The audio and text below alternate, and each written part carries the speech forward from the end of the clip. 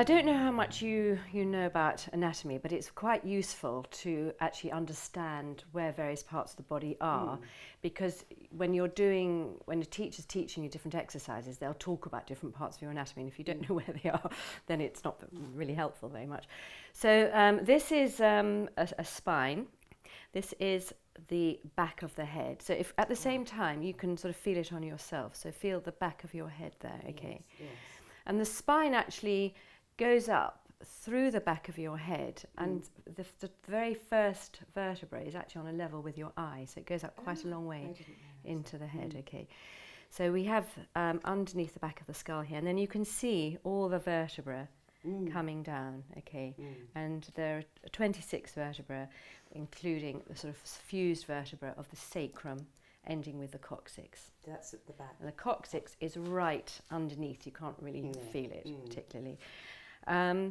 So these spiky bits out here are the bits that you can feel running down your spine. Ah, Okay. Yes. But they've got bits that stick out at the side as well. Yes. Okay.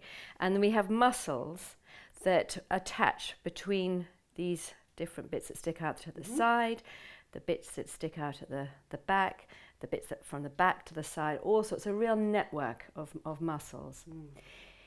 In between the vertebra are what we call discs, which you can see better from the front here, okay? They're pads of cartilage which act as shock absorbers.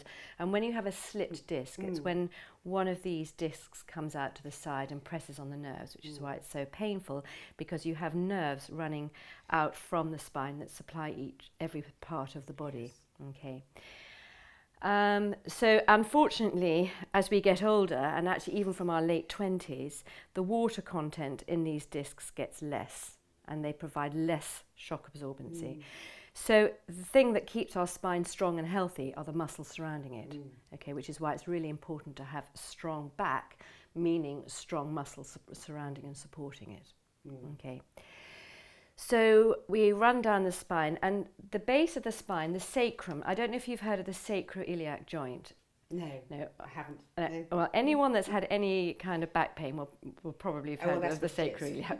And it's the point at which the sacrum, which is part of the spine, is attached onto the pelvis. Right. Okay. And what happens if the pelvis is in a slightly bad position, or you've done some heavy lifting, you strain that point at which the sacrum attaches onto the pelvis. So that's when I sometimes get pain right here. Around the back, exactly. That's probably a slightly strained sacroiliac joint. Okay. So the position of your pelvis in relation to your spine is incredibly important, because if we stick our bottom out, which is doing that, you can see how it compresses on the lower back. All right. At the same time, if we tuck our bottom under, it's stretching here. Okay. So how the spine attaches itself to the pelvis, it depends on how we have our pelvis. Okay. And you'll hear neutral pelvis a lot, and we'll talk about how you find neutral pelvis in a minute. But it's really posture. This is where posture comes into it, which is how our spine is in relation to our pelvis, in relation to our legs. Because we have the pelvis here, which is like a bull, okay? This is the front now, okay? And this, where the pelvis itself is in two halves of bone, attached by cartilage. Right. And where they meet at the front is the symphysis pubis, okay? Yeah. And it's quite low down. So if you actually put your finger on your symphysis pubis, and actually if you do this at home as well, because a lot of people point to the middle of their tummy, and actually it's much lower. So that's where the pelvis meets here, okay? So if you follow this around, and you follow this big bone that comes right up here, and it goes really high. Yes, here. Okay, that's this bone here. Okay. So it all sits into that. Exactly. And then all our internal organs, like our bladder, the lower part of our bowel, for women the uterus, for men they've got the prostate. It all is in this bowl here. Okay. So sort of protection then, isn't it? Exactly. Nature's protection. Exactly, and exactly that. Now the bony bits at the front here, we've got obviously two, are what we call in Pilates the hip bones, all right? Yes. And these bony bits at the front, Okay. They sort of protrude. Yes, you can feel Sometimes. them. Yes. You've got the top of this bone here, but you've got the bony bit at the I front. feel the top. Yes, but you want to find this bony bit at the front. If you put your fingers on these two bony bits, Oh yes, I found them. yeah, they're quite narrow. So however much weight and padding we put on the outside, the hip bones themselves stay relatively narrow. Okay, so we talk a lot about hip width. So we try and stand with our legs hip width.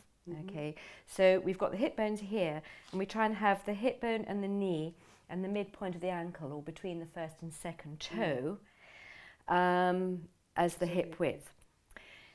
The hip socket is on the side, so where the thigh bone comes into the pelvis is the hip socket. So if you have a hip replacement, that's where they're working, and that is down at the bottom here.